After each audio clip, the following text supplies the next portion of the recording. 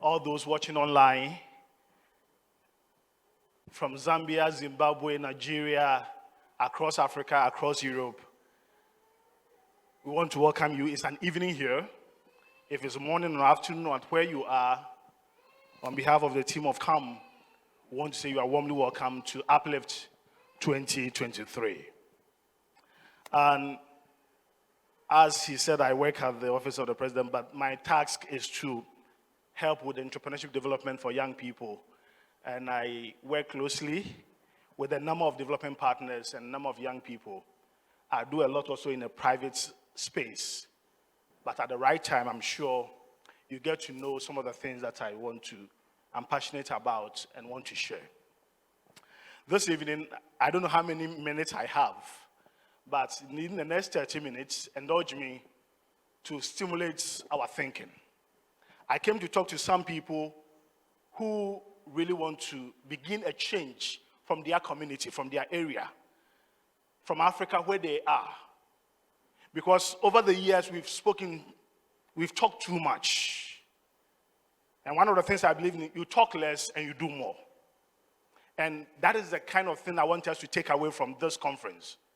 That it's not going to be talk shop as usual, but people will live here with a mind boggling and thinking of what to do. As a continent, we face a lot of problems. Whether you are in Zambia, Tanzania, Zimbabwe, Nigeria. Recently, a research showed that the most significant challenge is to feed the world by 2050. And when the global population is set to reach 9 billion by 2050, we are going to have 9 billion people living on this planet. And the biggest challenge the world is having now is to feed this 9 billion people. So for me, I tell myself that if you're looking for a place to put money, anything that can feed people, anything that can feed the world is where the money is. Because by 2050, 9 billion people will be on this planet. Whether you are poor or rich, you have to eat. Whether you are sick, you have to eat. Whatever the situation, you have to eat. Will Africa be the next breadbasket? And what is needed to step up agriculture and livestock production and food production in our continent? Will Africa be the breadbasket for the world? Research have shown that indeed, Africa can be the breadbasket for the whole of the globe. If we can capitalize on our rainfall and sunshine in Africa alone, we can feed the rest of the world. I had the privilege to sit under two great people's feet. One of them is Tony Elumelu, and one of them is Dangote. And when I listened to these great men, Dangote said, I aim myself to be in the home of every Nigerian. In rice, in sugar, in salt, in oil, everything that the home of every Nigerian will need, I want to be there. Even if I can make 1 naira, it means that within a second, I can make 300 million naira. And that is through food. We need some people we call hunger fighters. Our screen is off. I hope it will come. We need some people, we call them hunger fighters. And I think we need a new generation. We need a new generation of people called hunger fighters. And that's what I came to talk to you about. That we need some people who are going to fight hunger. And that is how we can begin to transform our world. The hunger fighters are needed to be able to smartly transform Africa. And those hunger fighters are sitting in this room. You see, when you are not hungry, your attitude is different. How many of us have really been hungry before? When you are hungry, the way you think is different. The way you act is different. Most of us are not hungry. Because I see a number of young people in the universities. When you speak to them, they are not hungry. Because their parents have filled their chop boxes with food. Anything they can call their parents for Momo. Woe betides you join our time. You go and look for the Ghana Telecom, how do you call it? GT card, pay phone cards. And see if you can get 1 credit and carry emergency call home. That 1 credit, all that you can say, Mama, I am hungry, and the call will cut. But friends, most of us, nothing is chasing us. We are not hungry enough. If you are hungry enough, the things and the situation we find ourselves in will not be in it. A lot of us are so comfortable. But tonight I came to say that we need some hungry or hunger fighters who will use modern and sustainable techniques to begin to transform our continent. And that is the core that I came here for. To have a growing, the next generation of agripreneurs in Ghana, those hungry fighters should be in this room. We started something recently with the military. When the government announced the call that in Ghana, by the next couple of years, we are going to cut the importation of rice. You know, sometimes, I don't know how many of us really, when the budget is announced, the budget is read by the minister, how many of us critically pick the documents and scrutinize where the policy direction of government is going to be? We all sit on radio, listen to the radio, and just complain and just murmur. But that is where the beef and the money is sitting.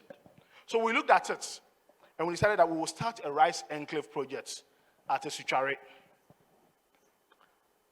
Today we are doing 10,000 hectares of rice. About 5,000 hectares already grown.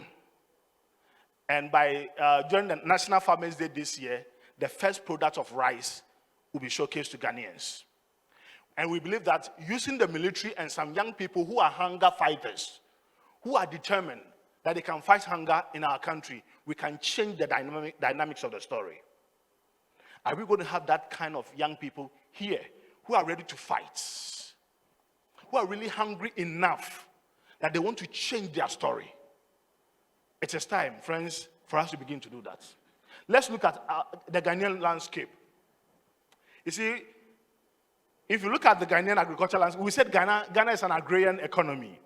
But if you look at the statistics that are on the screen, you could see that crops, excluding cocoa, forms 65% of Ghana's GDP. It means that our entire GDP is not controlled by cocoa anymore. So all crops, excluding cocoa, is 65% of Ghana's GDP. Then fisheries contribute about 6% to the economy. We have livestock contributing to about 9% of the economy GDP. Then we have forestry and logging contributing about 10%. Cocoa sector contribute 10%. I just want some young people to begin to think. Whether you are listening to me and you are in the banking sector, whether you are listening to me and you are in the manufacturing sector, whether you are listening to me and you find yourself in technology, there is an avenue for some people to become hunger fighters to change the story in Ghana and in Africa, in Zambia, in Zimbabwe. Do you know that over the years, a lot of investment have come to Africa? China alone have brought in about $100 billion into Africa. And when you look at it, if you look at the narrative, the entire contribution of China to Africa, 70% of it goes into railways and also the roads investments. The US, 70% of their total investment in Africa goes into the healthcare. The European countries, their investment is very low because they find Africa too risky. I tell people that Europe is a dead continent now. And that is why they are strategizing, and I have a full document to show you. That's why they are strategizing to ensure that they sweep a lot of the masses of African energy from the age of 25 to the age of 40. They want to sweep this kind of energy we have in Africa to Europe. So they are baiting us with a lot of trips. So now all our nurses are fleeing there. They will give you enough to motivate you to work in the cold every day. But we need some brains to stay in this country to feed the rest of the globe. And those are the kind of people we need. We can't all run away from this country. And if you look at the statistics, it means that they are not investing in our food sector. Why? Because they feel that Africa needs some cheap food. So that's why the money they bring here is for infrastructure, railway, and all that. Then they can produce the food from their place and dump it here. But that cannot solve the problem. The research shows that Africa can be able to feed the rest of the world. Now, the research named about 4 or 5 countries in Africa that, if they put their resources together, can become the champion hunger fighters for our continent. And number 1 in the research is Ghana. Number 2 is Zimbabwe. Number 3 is Nigeria. Number 4, Ethiopia. And the 5th one, Zambia. Our weather pattern, our systems can be able to transform the rest of the world. So if you're listening to me in Zambia, if you're listening to me in Ethiopia, in Nigeria, in Zimbabwe, in Ghana, these 5 countries' resources put together can transform the rest of the globe by feeding the world. What are you thinking? Are you done with the university? You don't know what to do. Friends, if you look at the GDP growth, now we said we are an agrarian country, as you can see from the screen. The blue line represents the service industry. Today, Ghana is controlled by the service sector, not agriculture. The second industry is beginning to grow. We are beginning to have a lot of young people who want to go into processing. But do you know, where are they going to get their raw material for processing? So a number of Ghanaians are now beginning to import raw material from the globe, from China, from Europe. So we are growing the manufacturing sector, all right. We are growing the service sector, but the food basket is dwindling. And that is where you and I have to make. Now, if you look at the employment per sector, currently, according to the Ghana Statistical Services, agriculture contributes 33% to the total employment workforce in Ghana. Then the industry is employing 19%. Then the service sector is doing 48%. So where are we growing it? The service sector. We need the young people to come in. There are over 950 million smartphones in Africa. We need to use this system to begin to transform. Friends, what you see on the screen is part, you can find it in the 5 African countries I talked about. Our arable land is available. All of these, if you travel, just last night we returned from Tamale, and once you're in the air, you look at the land. I said, nah, we are not doing well. Like the 4 lepers, we are not doing right. A lot of resources are available, friends. You cannot sit in Accra and say you are hungry. You cannot sit in Kumasi and say you don't have a job. You cannot sit in Lagos and say there's nothing for you to do. You cannot sit in Lusaka and say there's nothing. We need some graduates. Something happened. I won't mention the university. An MBA class. The first day the student came for orientation, for them to see the courses and how they can fill the form. As they were giving them the rundown, they needed to pay $25,000 for the first semester. So 4 of these guys were like, so we are going to pay $25,000 for just the first year. And another $25,000 for the second year for an MBA that we don't know whether we're going to get a job out of it. So these 4 guys said, then for our first 1 year fees, let's put together. So after the orientation, they said bye-bye to the university. They went home, they put their $25,000 first year fee together. They realized 100,000 Ghana cedis. Today, those guys are in serious business. They are employing their colleagues who finished the MBA class with them, which they left. We need to begin to think how we can be able to fight the hunger. There are some young men in Ghana today. All that they do is to serve people with food. And today, it's a big business. Where are the hunger fighters? Are they in this room? Friends, it is time for us to begin to put on the thinking cap. Opportunities abound. If I can raise 100,000 Ghana cedis and travel as a nurse, to go there and begin to fight it out and struggle to make a living, to make $800, $1,000 per month, that 100,000 Ghana cedis can begin to change my fortune. That's 1 million naira that I'm raising to travel to London can be able to turn my life around. We need some fighters who will stay and change the status quo. Friends, it is time to have some fighters. It is time to have some hunger fighters in the room. And before we can do that, we need to stop complaining. Don't complain. Complainers do not change stories. Complainers only amplify our sorrows. We complain too much. We become a nation of complainers. Sit and listen to the radio from the morning show, starting from 6 a.m. up to the evening shows. All that we do is to do what? Complain. Every radio station, none of them is giving any solutions as to how we can put our country. Everybody just whine and complain. If some of the young people can listen to the stories of the complainers and put those stories into business ideas, our country will begin to change.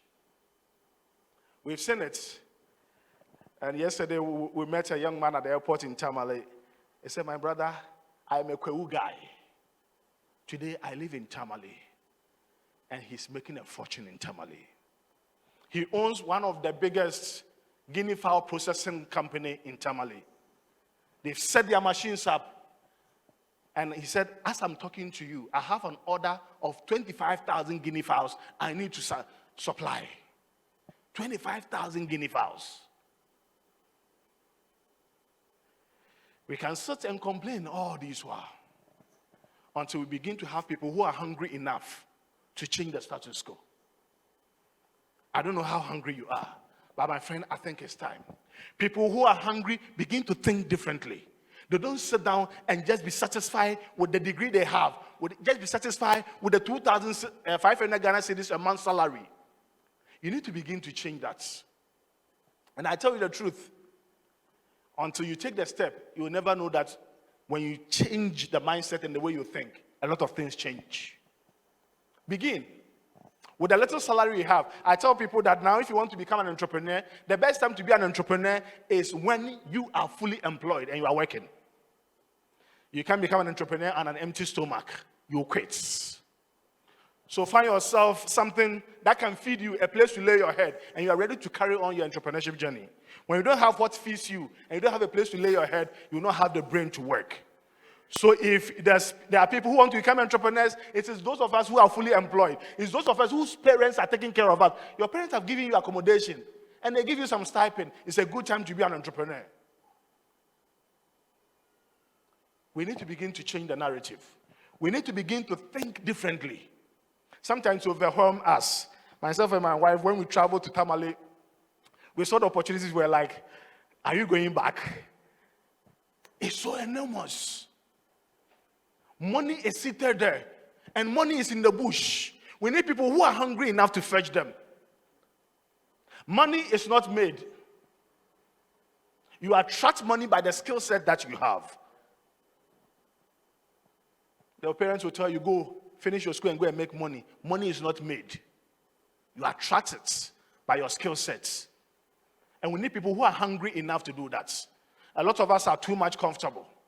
We live in our comfort zone, so nothing pricks us to make a difference. So your life has become an average standard. You are not making a difference. Nobody is noticing you. You are not challenging yourself enough. I need some women who challenge themselves. And yesterday when we were listening to the presentation of some young girls in Tamale, I said, where are the rest of the girls who have finished their universities and they are seated home with long nails and long hairs? Why are they not making use of these skills that these young girls are having here? Friends, people who want to become hunger fighters have different future orientation. Their thinking and attitudes are different. There are people who are now thinking 5 years ahead of time. You have not thought through. In 5 years, have you asked yourself, how will Accra be? How will people feed? Have you thought through that? 5 years to come, have you thought to yourself, how will your community look like? What kind of food will people be patronizing in 5 years to come? You need to look sharp. We need some sons and daughters of Issachar who will begin to think, will have a dream, will have a future orientation. They have the spirit of discernment, can discern what is ahead of us. Don't just sleep, dream. Friends, people who want to become hunger fighters have an excellent mindset. This evening, I came to tell you that, look, the world is ready to stand up for the young people of Africa who dare to dream, who, despite all the challenges they are going through at home, in the office, in their schools and everything, they dare to dream. Some young people who are more energetic. You cannot be an entrepreneur when you don't have the. Sometimes people ask me, do you sleep? You need to have energy if you want to make a difference. The world is ready to stand for young people who are fighters and are passionate, who are ready to be taught how to do the role. And some of us are not really ready to be taught. a lot of people have gone through the road you want to go. That is why I listen to some of these mentors.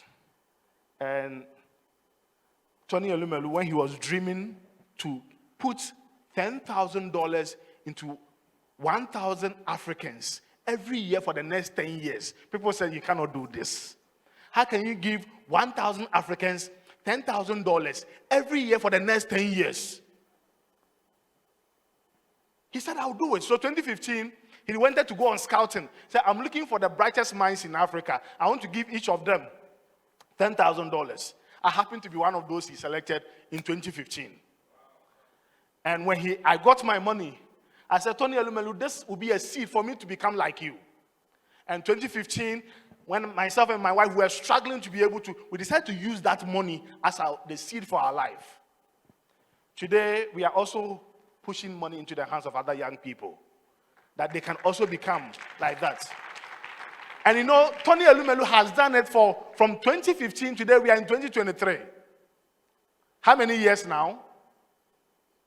8 years down the line, right?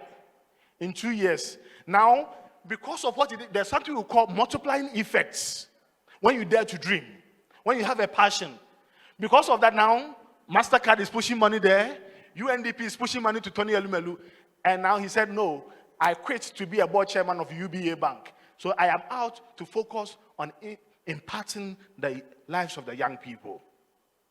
He's a Nigerian, but he's taking care of young people from Comoros, young people from Tanzania, young people from Togo, Ghana, and giving 1,000 young people every year $10,000 for the next 10 years. That is impacts. Somebody has sown a seed into you, and that's what we are here for. The world is ready to stand up for young people who have certain core skill sets, who are hungry enough to change the story. The world is ready for young people who are ready to take on the world. Are you really ready to take on the world? Do you know the competition out there? Are you really ready to sweat for it? The world is ready. COVID-19 has taught us that indeed we could be more ready than ever. Because necessity is the mother of what? All inventions. When hunger strikes you, you'll find a way to survive. But because we are not hungry enough, everybody is called in his comfort zone. Friends, one of my mentors I met 3 years ago when he came to Ghana, Jack Ma. And when we met him, he said that we are never in lack of money. We lack people with dreams who can die for those dreams. My young people and friends seated here, do you have a dream that you are ready to die for it? I don't think so. If you have one, we cannot sleep. It will burn you so hard that when you sleep, you just be tossing and turning on bed until you wake up and write it down. And when you write it down, it will be burning you so that you want to move with the dream. And when you move with the dream, it will be burning you so hard that you won't want to give up. Friends, do you want to find that kind of dream? Check your passion. Check what others care about. Find your convergence. Find your convergence. Find where you are hungry for and begin to dream it out. Begin to live it out. And I'll share with you just 3 critical things you need to note.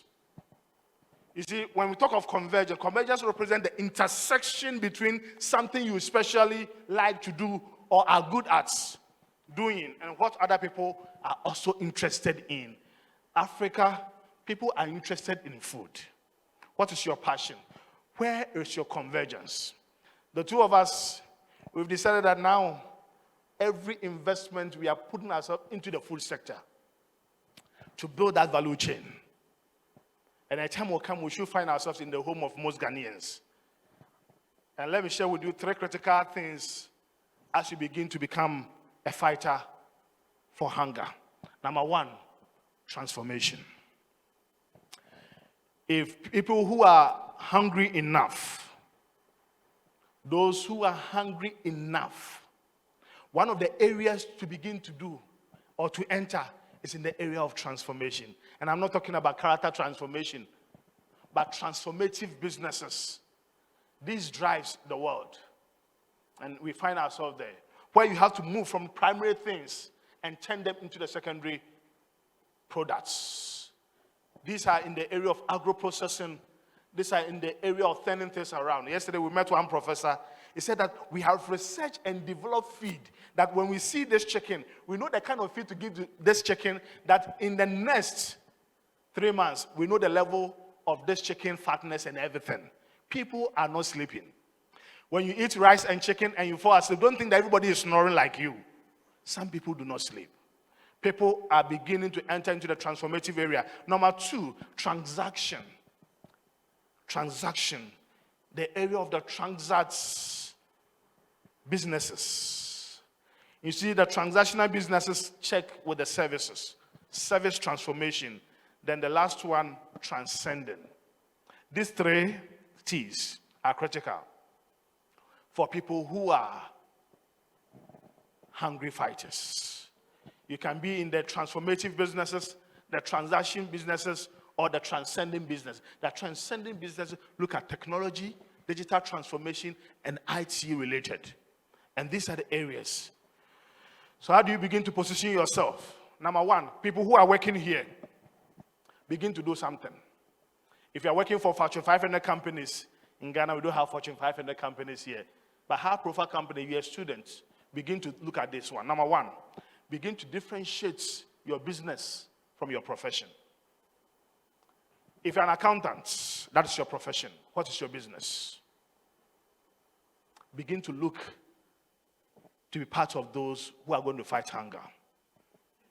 If you're a medical doctor, yes, that is your profession. Where is your business? If you are a fashion designer, yes, that is your profession. Where is your business? If you're a pastor, yes, that is your profession. Where is your business? When people begin to differentiate between the two, they are on the path of becoming rich. They are on the path of becoming financially independent. They are on the path of setting themselves free. They are on the path of transformation.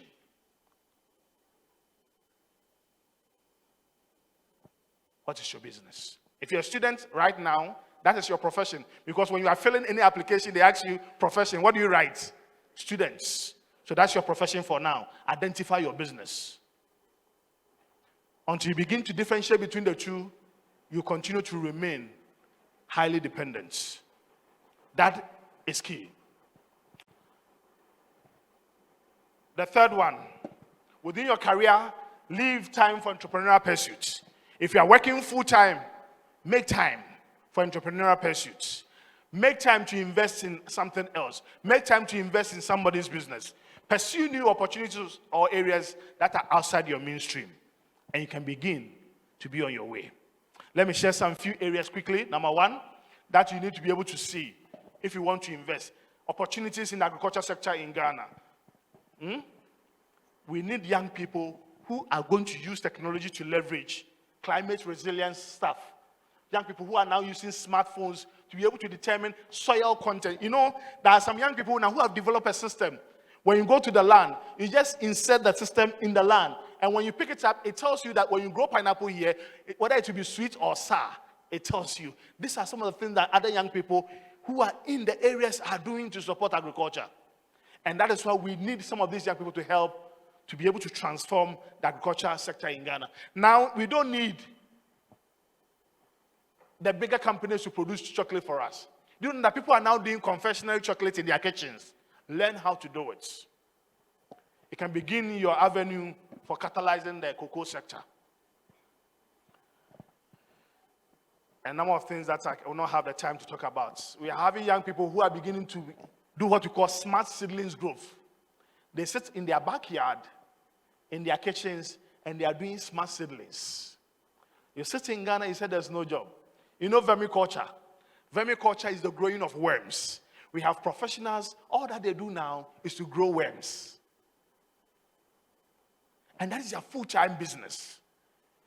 Some of them are medical doctors, some of them are engineers, but as part of their part-time, they've had differentiated between their business and their profession, and now they are growing worms. And do you know how expensive these worms are? A bucket of worms from vermiculture is quite expensive for fertilization. And that's what we are using for organic products. Don't sit there and say there's no opportunities in this sector. We know small-scale irrigation and all the things that we need to do. Aquaculture. We have over 1,500, about 2,000 tilapia at our backyard. And when we checked it, averagely by the time we harvest in December, if one tilapia is giving you 40 Ghana cedis, and you have about 2,000 tilapia in your pond at your backyard, that is what we call the passive income that you don't need to get involved. Friends, Africa is waiting for some young people who are hungry enough to change the story. I don't know your story, but until we begin to realize that we are hungry, nothing will push us to the limit that we want to do. Jack Ma said, tomorrow is hard. Today is hard. Tomorrow will be worse. But the day after tomorrow will be sunshine. How many of us are hungry enough to become part of the Hungry Fighters for Africa? I want you to be on your feet. And I want you to go through this with me. If you are not hungry enough to make a change, starting tonight, don't get up. If you are watching us via Facebook, YouTube, whichever country you find yourself, you can stand in front of your phone or your laptop or whichever gadget you are using. Now, I want us to go through this. Number one. I'm a change maker. You say after me. Please, those of you whose voice are low, kindly sit. Change makers do not sit with this kind of voice. I'm a change maker. I am a generational thinker. I am a catalyst for change. I am an entrepreneur. I believe in my dreams. I want to make a difference in the life of my country, my family, and my personal life. With God, I shall be successful. God bless you for coming. We'll talk tomorrow.